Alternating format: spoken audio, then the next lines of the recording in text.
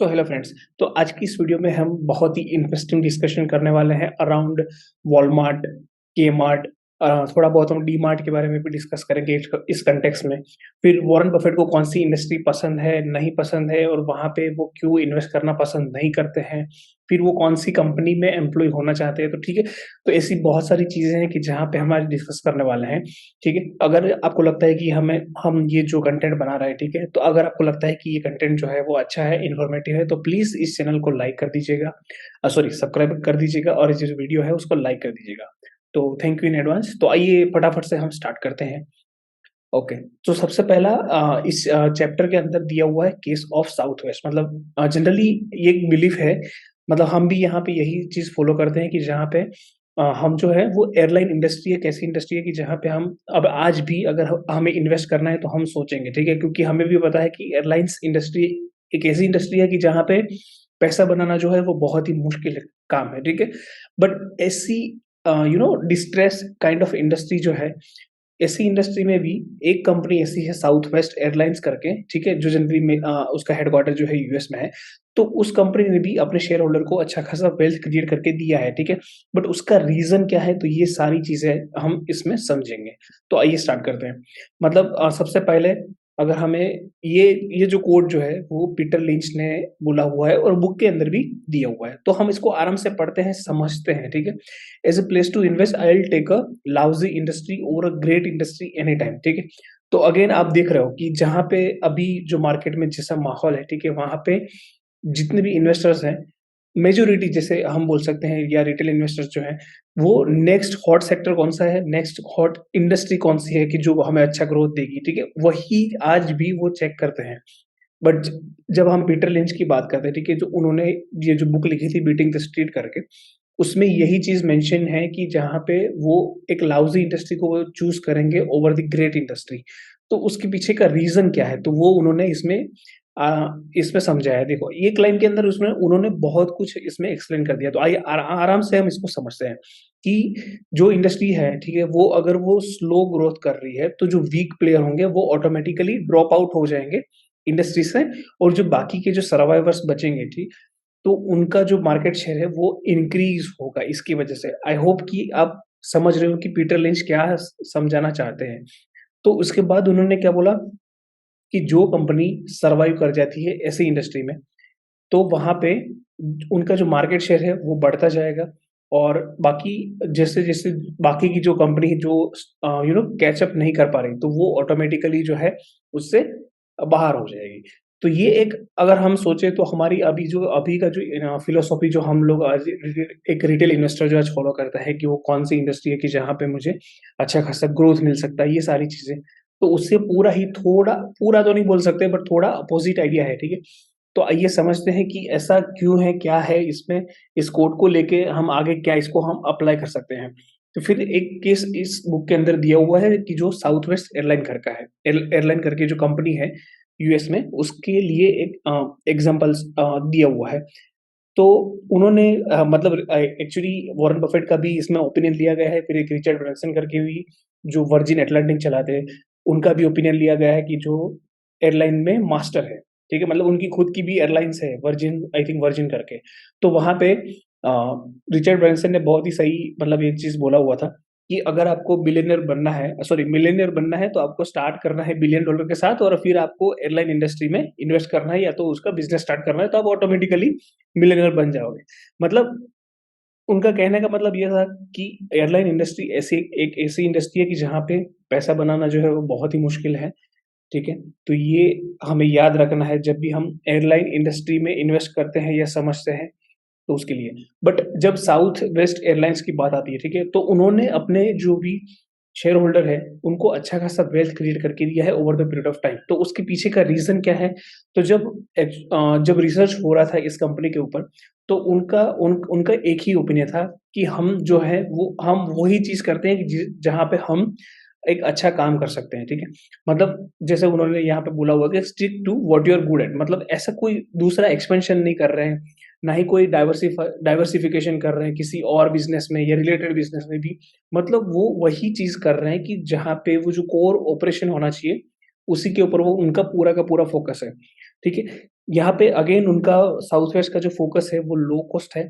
यहाँ पे वो लोग कोई ऐसा असाइन सीट कुछ स्पेसिफिक नहीं देते हैं, ना ही कोई मील वगैरह सर्व किए जाते हैं ऑन द फ्लाइट।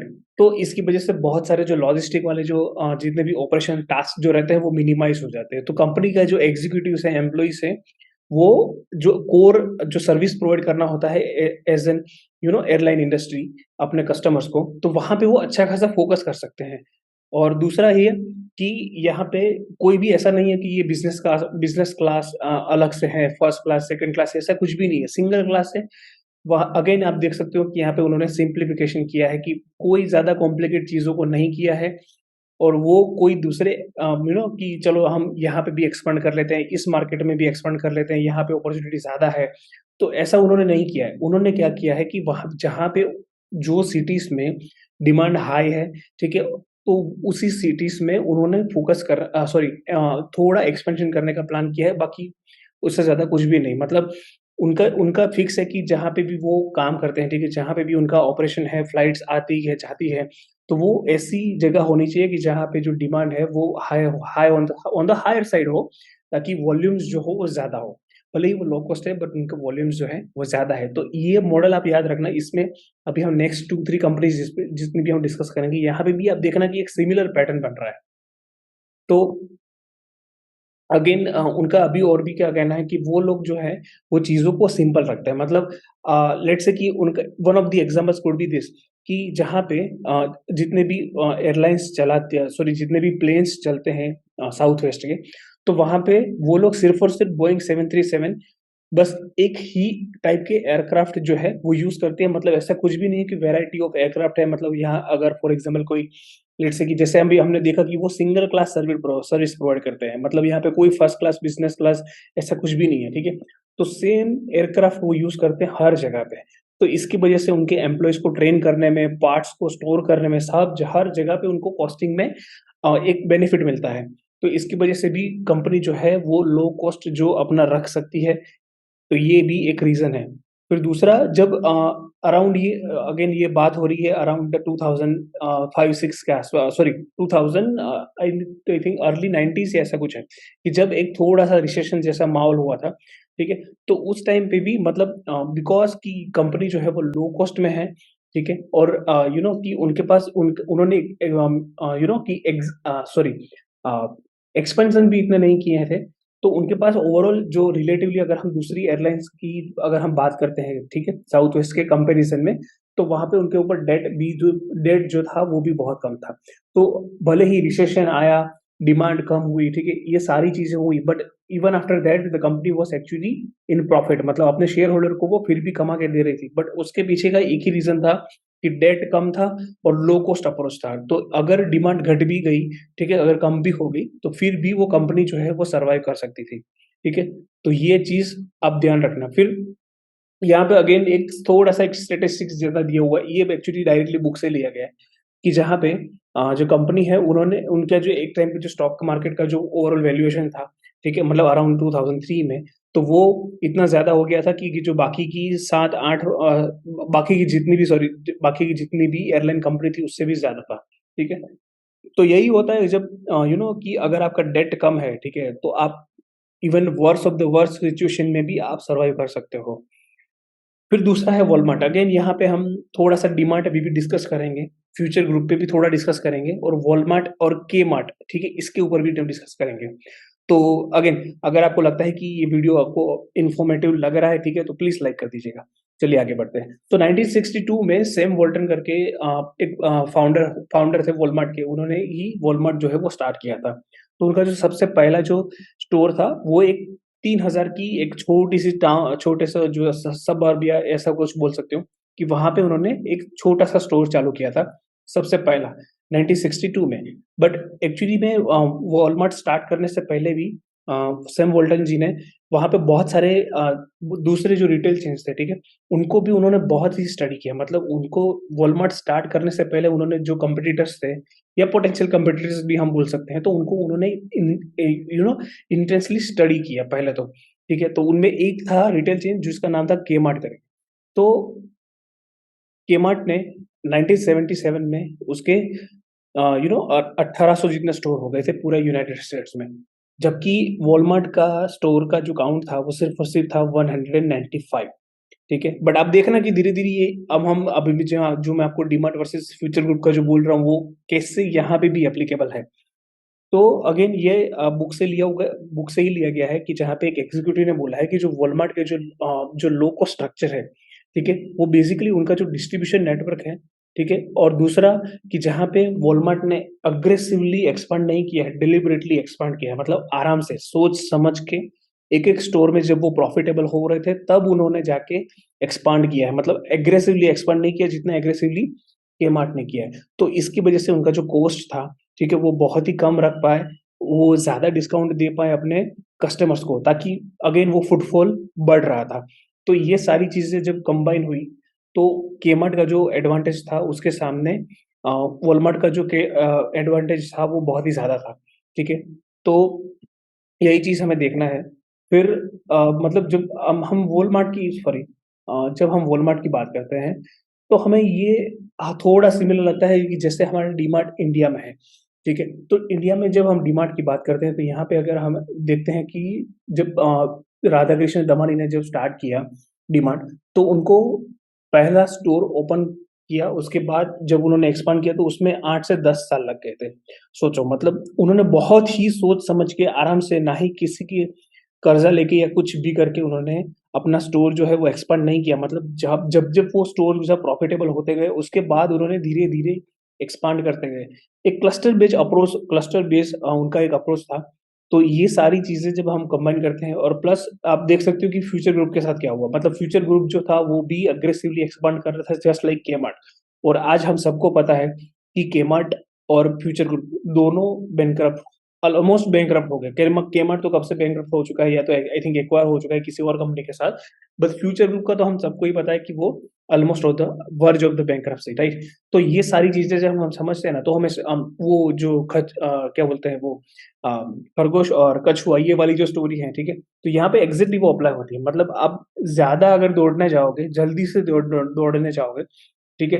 तो वहाँ पे रिस्क है कि आप वो जो सफ़र है वो पूरा नहीं कर पाओगे। तो हमें आराम से एक्सपांड करना चाहिए। आज भी लोग है ना डीमार्ट की जब हम बात करते हैं तो वो बोलते हैं कि ओवर वैल्यूड है। बहुत सारी चीज़ें उसके ऊपर डिस्कशन करते हैं।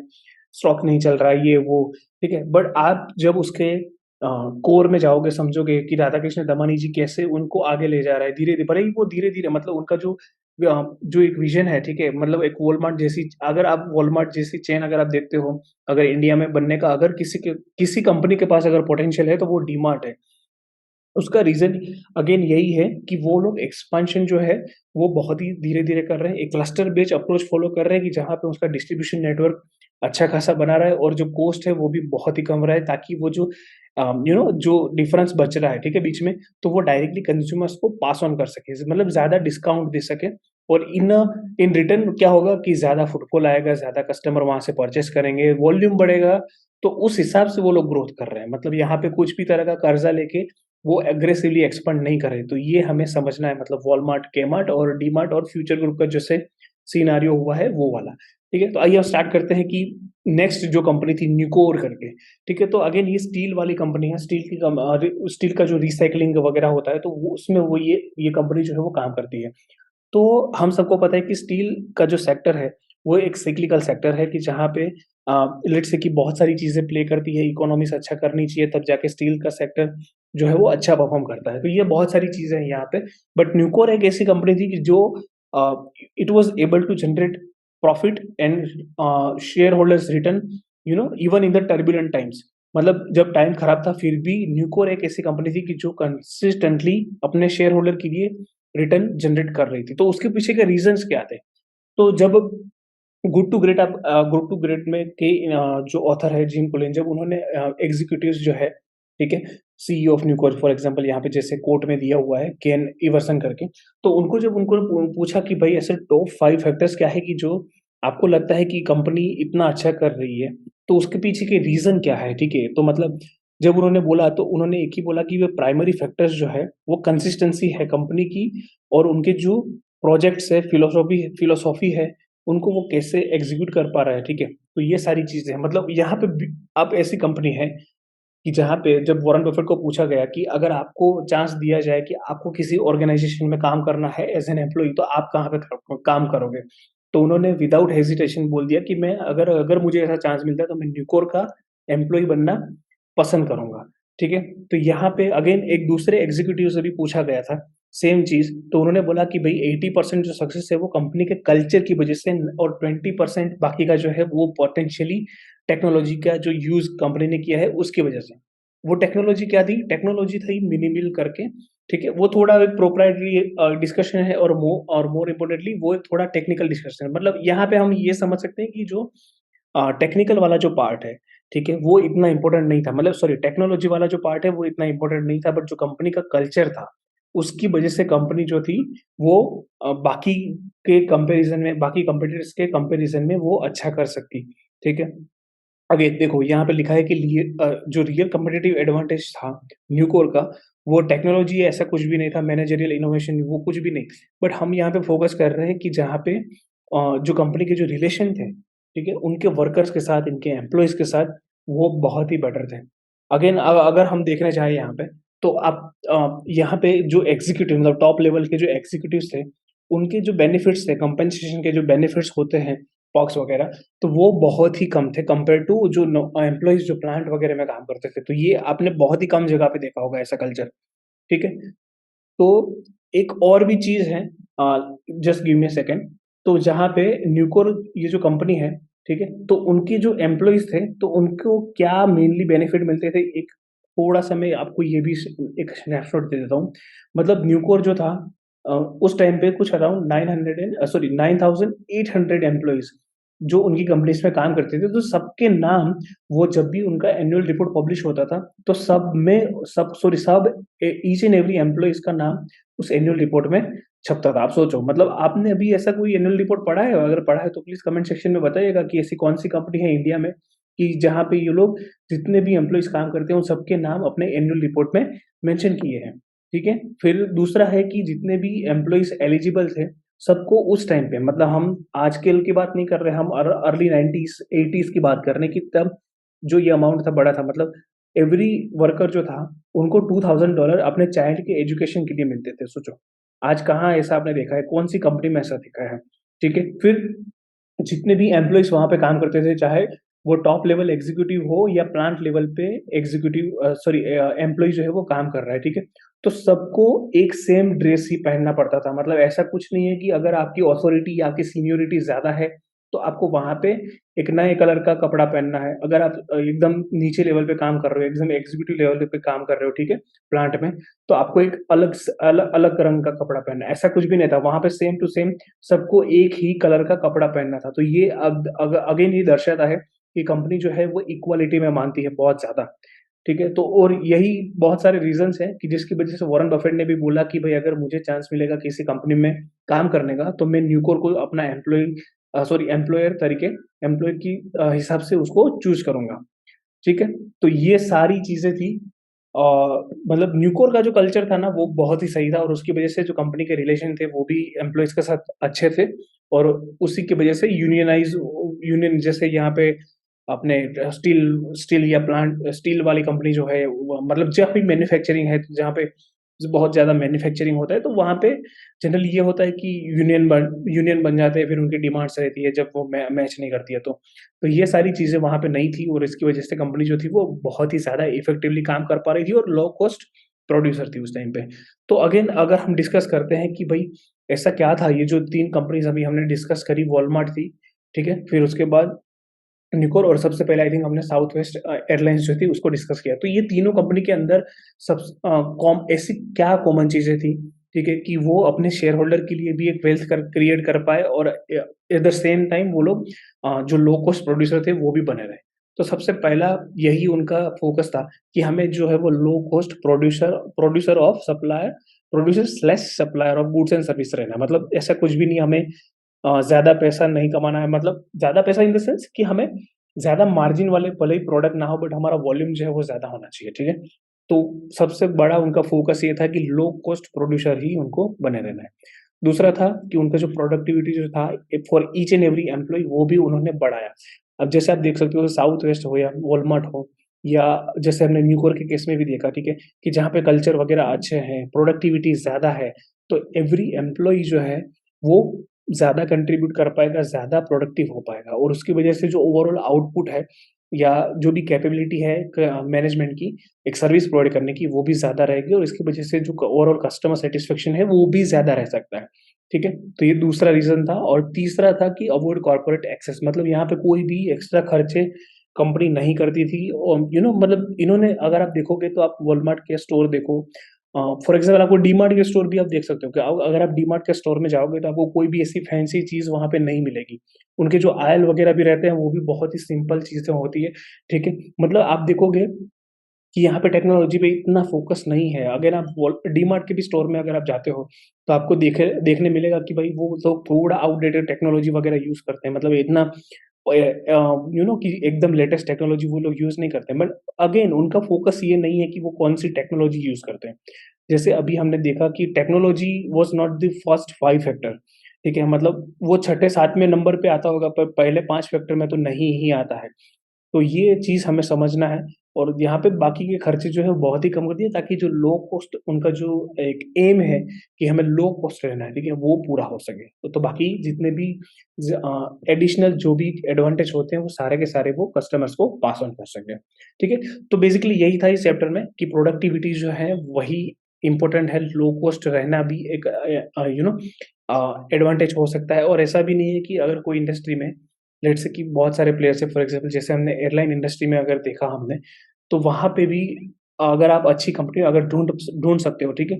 तो वहाँ पे भी आपको अच्छे से अच्छे रिटर्न मिल सकते हैं। तो यही था बेसिकली इस चैप्टर में। आई होप कि आपको ये वीडियो जो है वो अच्छा लगा होगा, ठीक है? इन्फॉर्मेटिव लगा होगा। तो अगर आपको ऐसा लगा है तो प्लीज़ वीडियो को लाइक कर देना, शेयर कर देना और चैनल को सब्सक्राइब कर देना। Thank you.